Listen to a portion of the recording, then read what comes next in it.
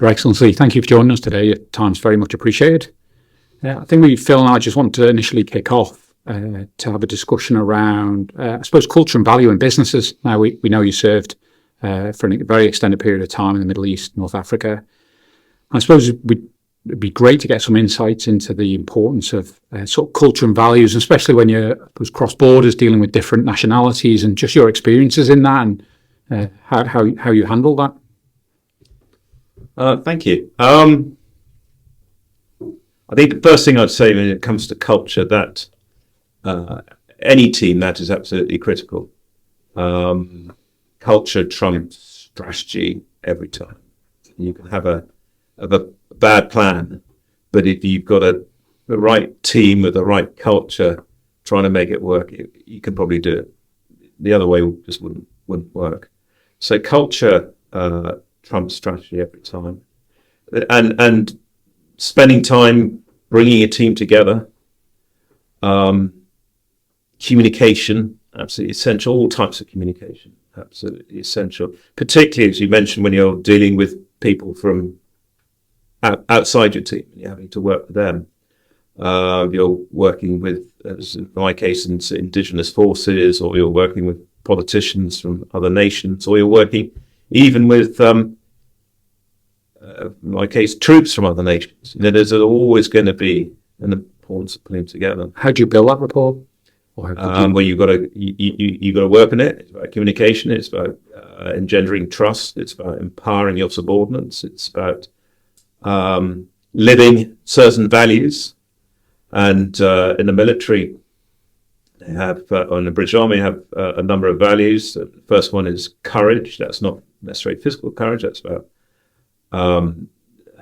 moral courage, doing the right thing, not the easy thing. That's about not walking past things that are going wrong and actually stopping and saying, come on, we need to sort that out. Discipline, that's personal and collective discipline. Respect for others, valuing everyone in the team. Everyone has a part to play. Everyone should feel that they can contribute in a way.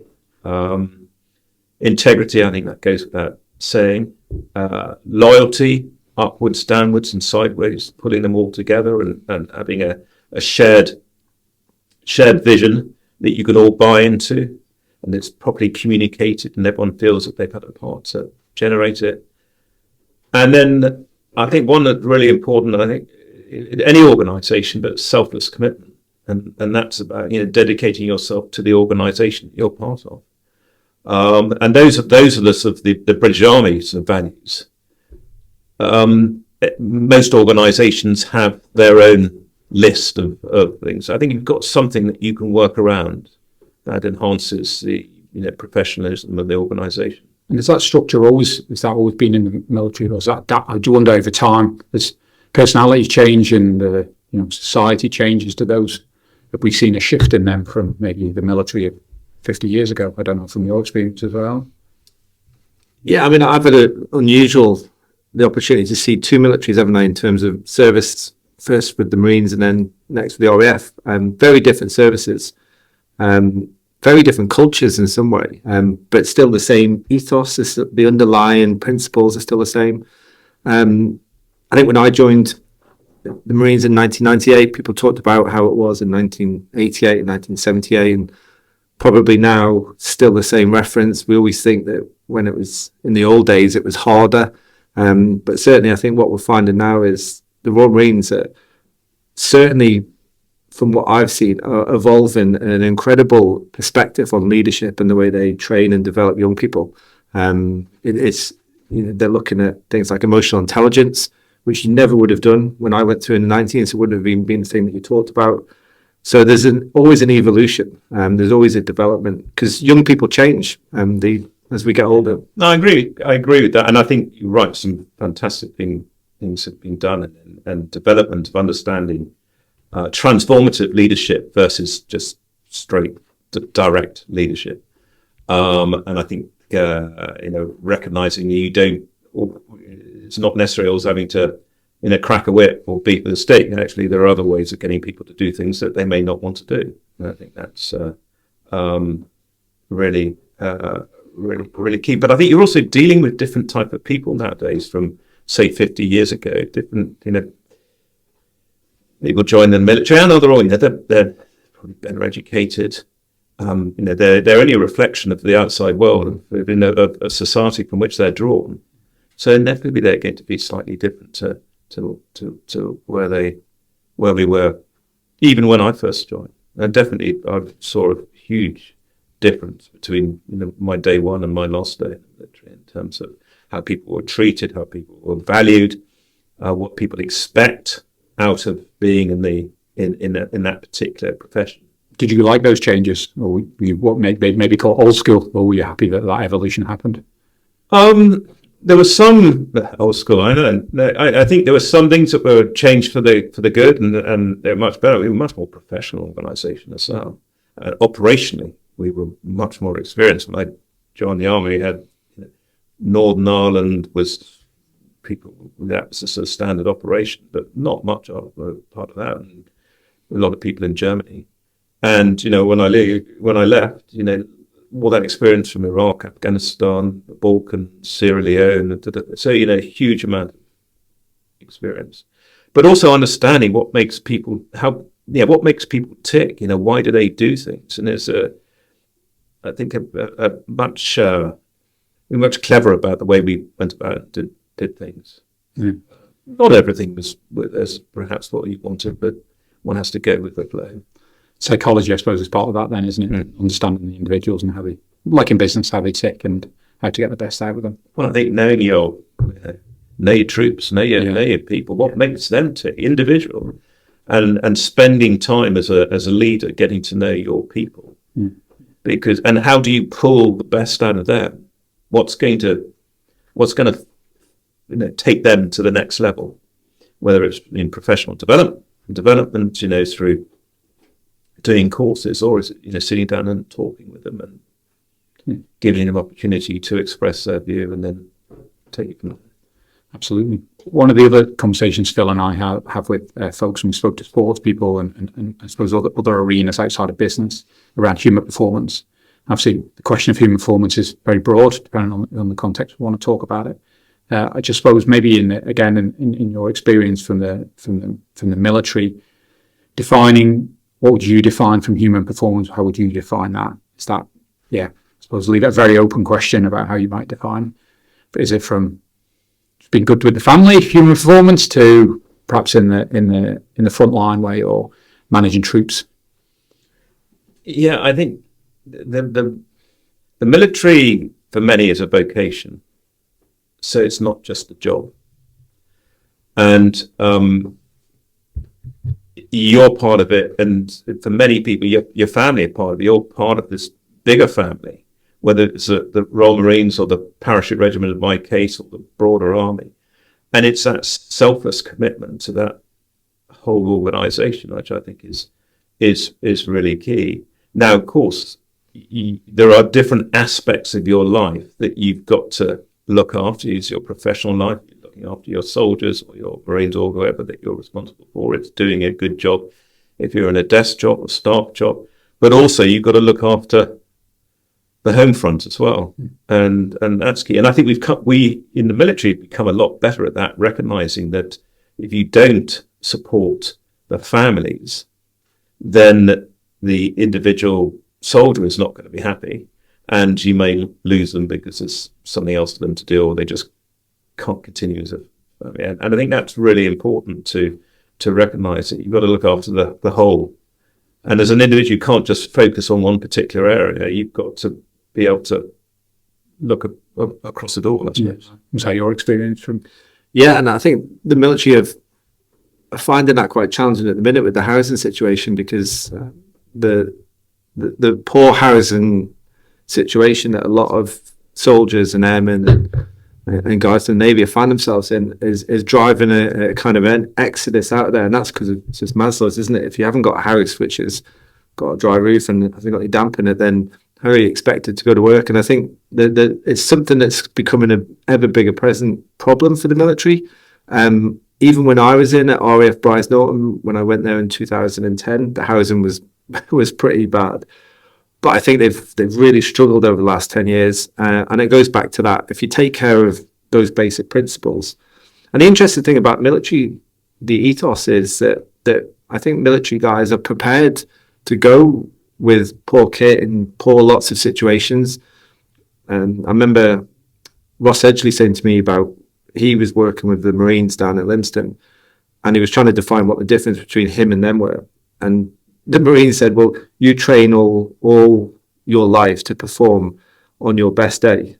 We train all of our life to perform on our worst days.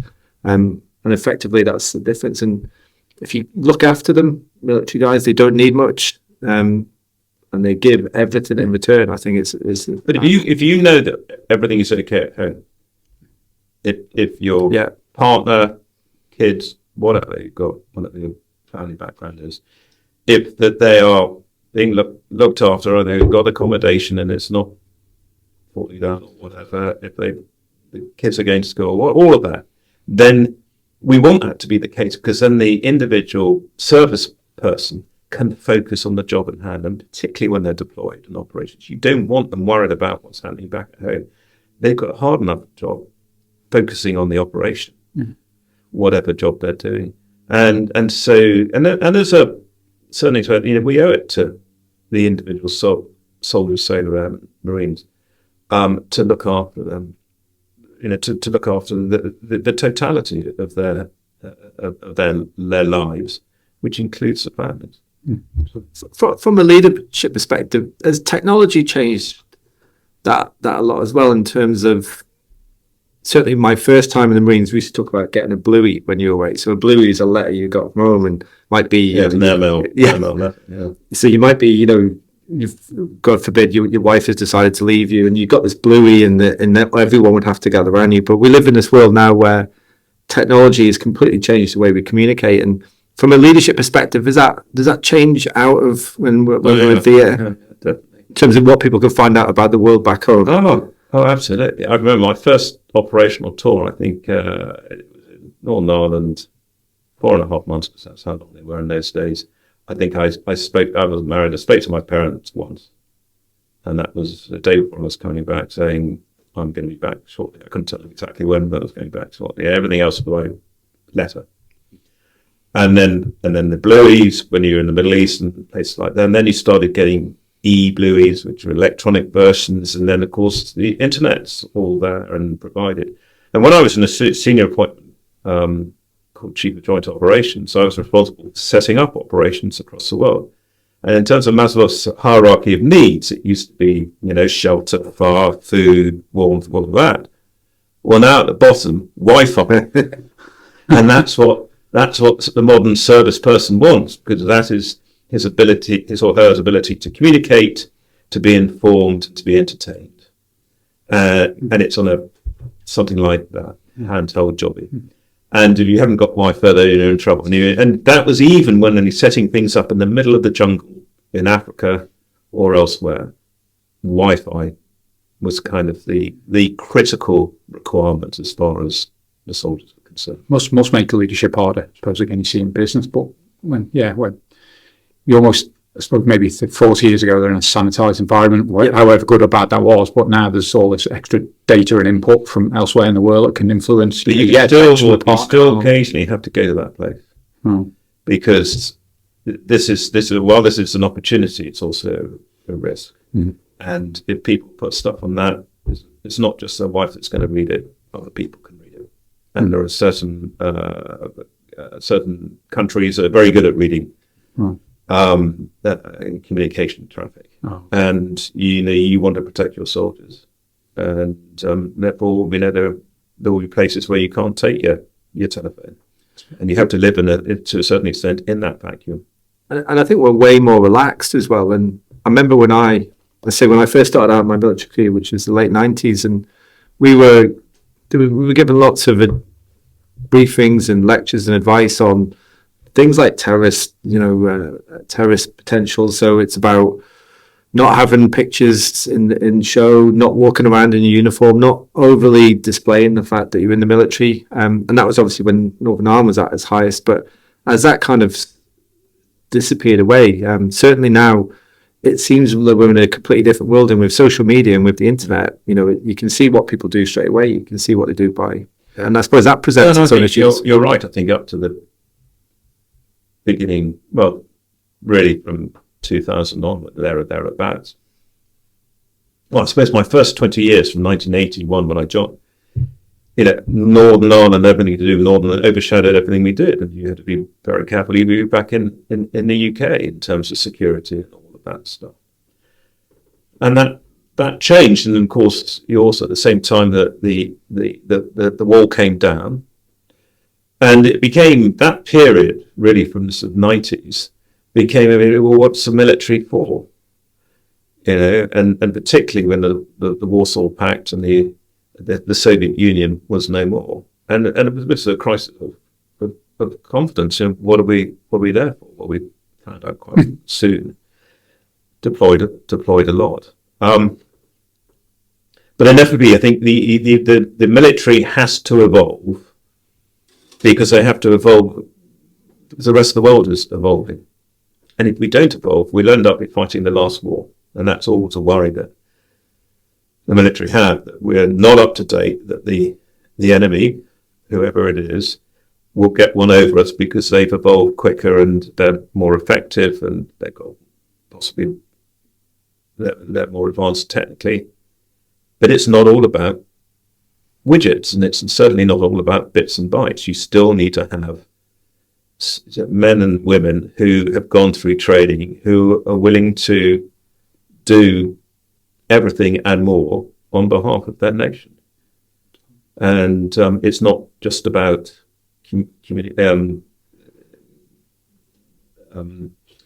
technical bits of kit. You need people to be able to operate and who need to be at the top end, and you also need some people to do some pretty challenging things in some quite difficult circumstances. So let's pick up on that challenging comment, and also going back to, I suppose, the general social media content. And not that I want to talk about mental health and social media per se, but I'm quite interested in the mental well-being side of it. So Phil's, as the example of where Phil's running the expeditions, it's about taking, let's call them ordinary folks, to push and build their resilience. I suppose just your views on not the expedition per se, but that need for, maybe we're all of an age now where we can look at the younger generation, but the same apply for us all, of building resilience, and how important that is, doing things that are uncomfortable to build that, ultimately to build that resilience. Well, the first thing I'd say is that from my experience of seeing young men and women be involved in some really tough fighting and tough operations, their generation is just as good as the previous generations. Given the right training, given the right ethos, giving the role models that they have when they're in training, and the right leaders, yes, good kit and all the rest of it. But the raw article is as good as, and I'm not one for saying, oh, the PlayStation generation, they're not up to it, because I've seen young men and women do some fantastic things, and go on operations with any of them. But you're right though. You've got to look after them because they're drawn from society. They're just a reflection of society. And whilst majority of them will be pretty resilient and robust, not all of them will be. And of course, when you put them in certain circumstances, there's events happen which will have an impact on them, and you've got to look after them and cater for them. And I suppose that doesn't need to be a military context either, just life in general, whether it's absolutely one's life. Yeah, and we did. I was a brigade commander in Afghanistan in 2007, and we brought in trauma risk management, which the Royal Marines had done, I think, before us, and my brigade brought it into the army, and that we've really focused on about which soldiers may be more susceptible for having a problem after an incident, and really trying to cater them, look after them. And it's not mollycoddling; it's trying to look after your most important asset, which is your soldier. Absolutely. So let's switch subjects a little bit. Talk about the Isle of Man. How's your experiences? How you find the community? Be nice. It's not difficult to be nice. We're loving it. And I say we because it's very much a team effort. Myself, Lady Lorimer, and we've been almost overwhelmed by the hospitality and the generosity of welcome of everyone here. They're saying, welcome. I mean, we've now been here 2.5 years, so we've only got 2.5 years to go before that's it. Which is pretty horrifying. It's gone so quickly. Can you get an extension, like a draft in the military? Does it work like that? That would not be fair. That would be up for others to think about. No, we've been told, it's 2.5. It's 5 years. That's it. And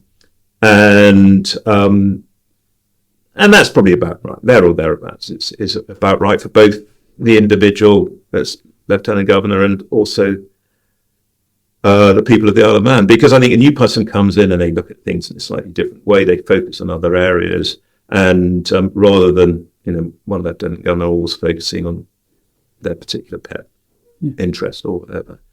But we've loved it. I mean, we love the community, getting out and about.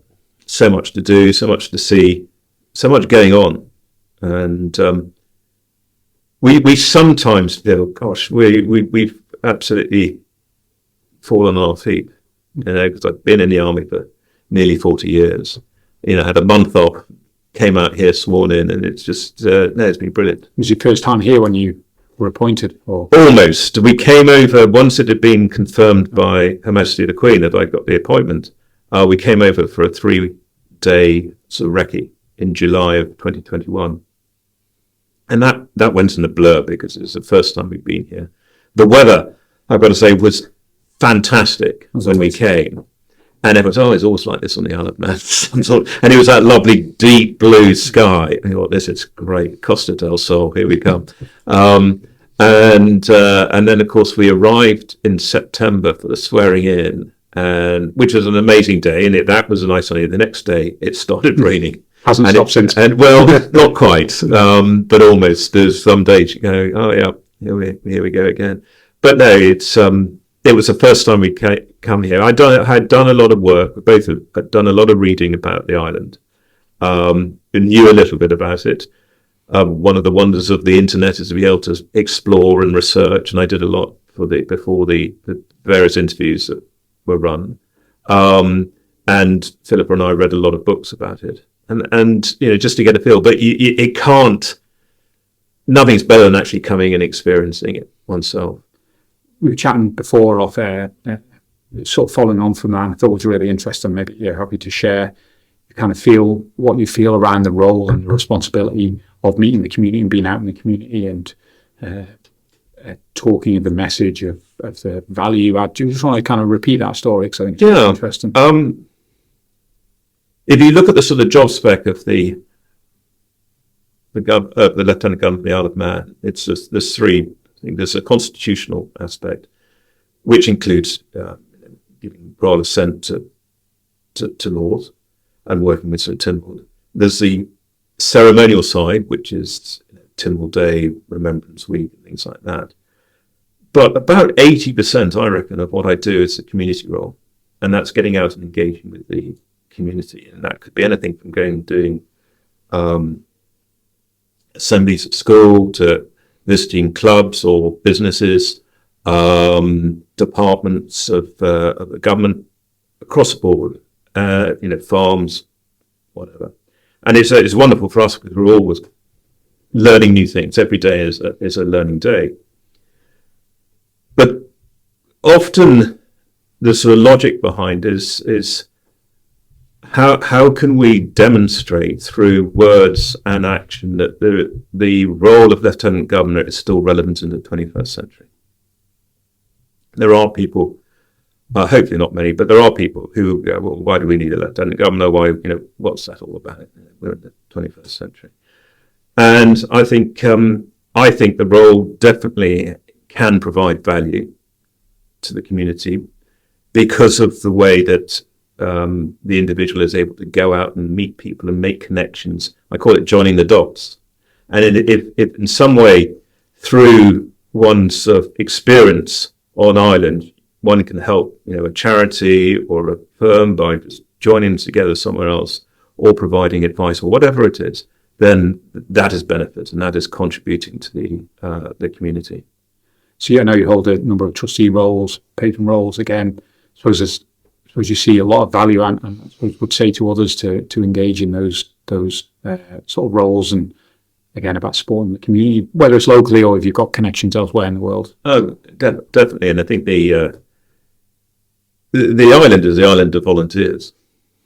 It's extraordinary, this of the commitment to charities and to voluntary organisations. Whether it's the RNLI, Civil Defence Corps, or a standard charity for health or something like that. I think that's born out of being a small community. There is an element of that, and you do see people wearing a number of hats. And then sometimes I meet people in completely different scenarios where I've met them before and almost don't recognise, what are you doing here? So, well, I happen to be secretary of this organisation as well as running my own firm or whatever. And that's real credit to the people of the island, is their willingness to help, to assist, to be part of a wider community of volunteers. And the Isle of Man is incredibly generous. I think I've mentioned to a number of people that in the Royal British Legion poppy appeal, the Isle of Man per capita raises more money than any other part of the British Isles, and it has done many, many times since the poppy appeal first started. That's incredibly impressive. It is. And it's not unique to the Royal British Legion. There's some amazing things that people do. Question around Tynwald Day. I understand you speak a few languages. Yes. I'm not sure where this one's going. All right. You gave the speech at Tynwald in Manx, I believe, or some of it? Some of it. So my degree was, I did French as a schoolboy, and I was okay at that. But my degree was in Arabic and Islamic studies. And I have had to do speeches in Arabic and in front of lots of audience. So the idea of standing in front of people and speaking a different language probably doesn't sort of worry me so much as perhaps it might others. And so before my first Tynwald Day, when I was getting sort of briefed on the whole history and how it struck me that I thought it was strange that the only person or the only bit of the ceremony on the hill that wasn't in both English and Manx was a bit the Lieutenant Governor said. Now, the history is very easy to see why that was the case, because the Lieutenant Governor didn't speak Manx, and secondly, it was frowned upon speaking Manx. Well, we're, and the government and others are very keen to encourage people speaking Manx. I think it's great, and it's proven that children speaking two languages have a greater ability to take things on board and all of that. And so I thought that my bit ought to be also in Manx. So the first suggestion was we get someone to translate. And I thought, nah, I'm gonna do it. So so we got the bits translated that I had to do, which is a standard thing. Tynwald ceremony doesn't change very often, only when you get some fool like me who decides to change it. And then I had lessons with the language development officer from Culture Development, Ruth Kegan-Gale, who was brilliant. I'm a tough teacher, but really good. And so I've learnt it. Now I would never say I can speak Manx because I can't speak Manx. But what I can do is read and say my bits from Tynwald Day in Manx, and hopefully, touch wood, it sounds like Manx and doesn't sound like somebody who's just trying to read it off a piece of paper. And so I concentrate on the intonation and the rhythm, the actual pronunciation of letters and words. My Arabic actually helped in that because there's quite a lot of similarities with some of the letters. So making some of the noises is less of a problem. And so the target audience was not the 95% of the population who don't speak Manx, because they'd hear me and go, "Oh, he's speaking Manx." It was the 5% who either spoke fluently or had some understanding. And the aim was then to go, "Well, actually, he's not done a bad job there," because I think it's that important. Did the king do that when he was sworn in as Prince Philip at Carnarvon Castle? No, when he was sworn in Prince of Wales. Prince of Wales, sorry, it's at Carnarvon Castle. He did the same, didn't he? Learned, and I think it went down really well. It was really well received, as you can understand. Yeah, no, absolutely. And I think the Prince of Wales now, and I think that he's been learning a bit of Welsh as well. To do the same. Well, I don't know what the plans are for the investiture and things like that, and what's going to happen. But definitely, because of course he's going down to Wales and doing all kinds of things. So, you want to get it right. Yeah. And you don't want to make a fool of oneself if you're having to speak another language. Yeah, I've lived in North and South Wales and obviously been Manx as well. I can imagine from like Celtic communities, it's a big thing. When someone takes the time to learn the language and then. Because it's not easy to do. It's not an easy thing. Do you know, I went to the school in St John's, I loved that because a lot of the students there, their parents didn't speak Manx.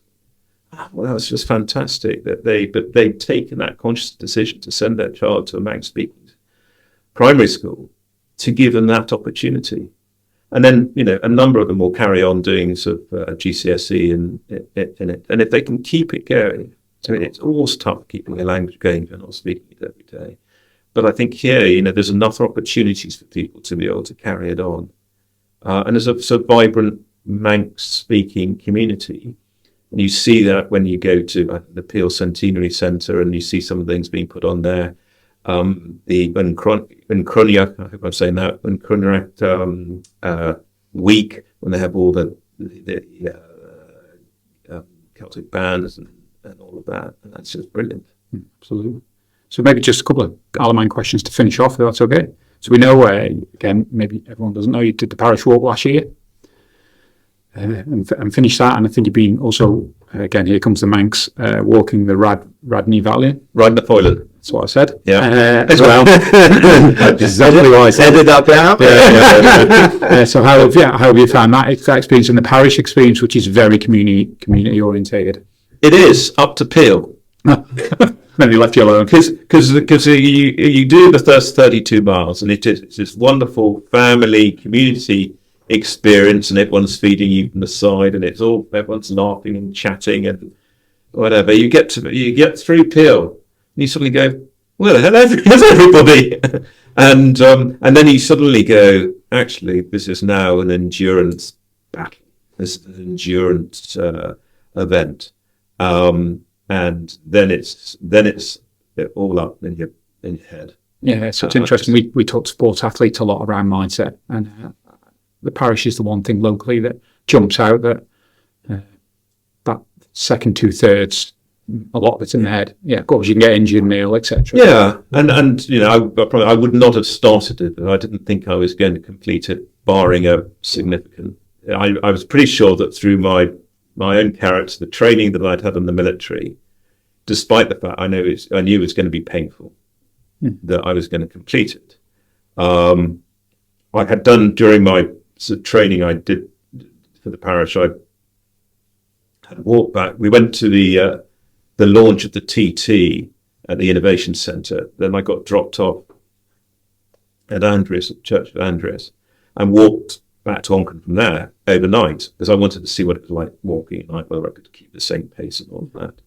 So I knew when I got to Andreas on the actual event that I was going to complete. The mental thing, I'd cracked that. But you never know. So you can break a leg, do that. But I think it's a madly Manx event. You couldn't imagine it happening anywhere else, and I think that's what makes it so special. And your entry in for this year, or is it one done? I've been told by she, who always must be obeyed, that she wouldn't be my support team. Okay. And she thinks that she deserves the medal, not me. Support team is hard work. Yeah. She was great, and the other members of the team were superb. Actually, this year my challenge is I'm going to do the end to end, or my plan is to do the end to end. It's 40 miles, but you have to be quicker. And what I'm trying to do in terms of my training at the moment is just speed up, right? Because I don't have a professional road walker gait. It's a little bit more sort of agricultural, my gait.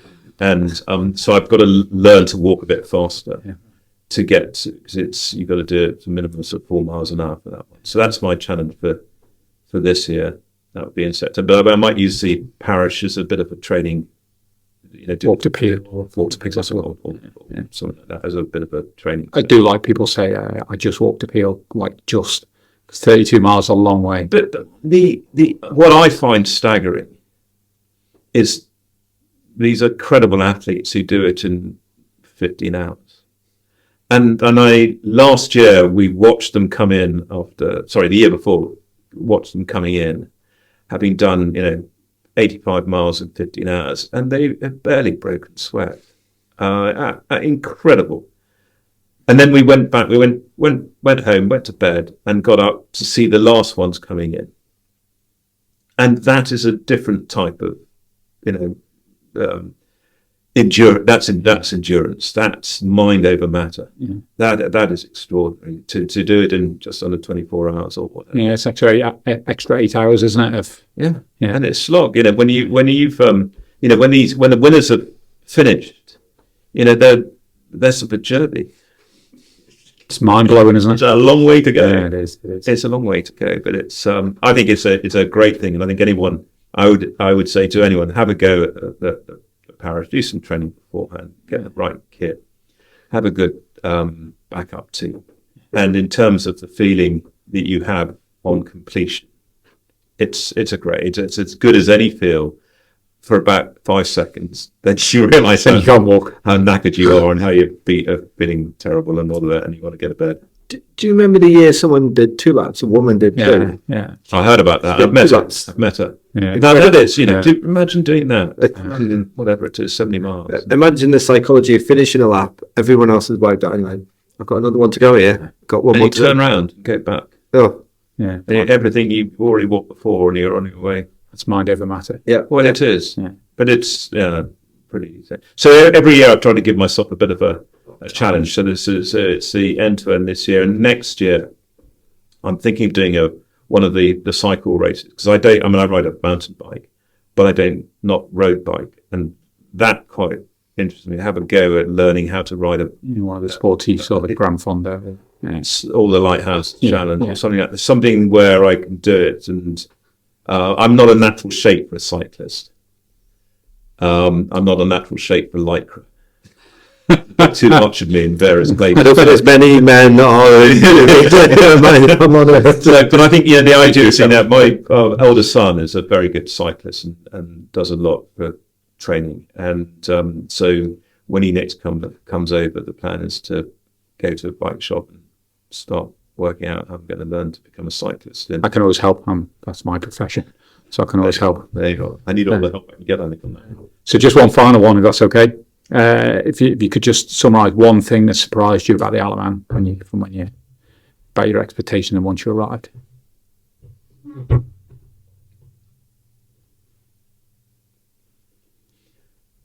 I suppose I would say what surprised me. I wasn't surprised what a fantastic place this was, first of all, so that's putting into context. I was not surprised. The most amazing island, wonderful in so many different ways. I am constantly surprised by people occasionally putting it down and being a bit complacent about it all. We're very lucky to live here, and sometimes people say, "Oh, this isn't as good as it used to be," and I said, "Well, have you not been across? Do you know what it's like in the UK?" And we are incredibly privileged and lucky to live on this island, and just 5 years for us, but it's an incredible privilege. And I think sometimes people don't recognise how lucky we are, and what a fantastic place it is. Is it perfect? No, of course it's not. No place is perfect. But my God, it's it's brilliant in so many ways, and we should recognise that and be really proud of it. Yeah, I agree. I think it's often forgotten, isn't it?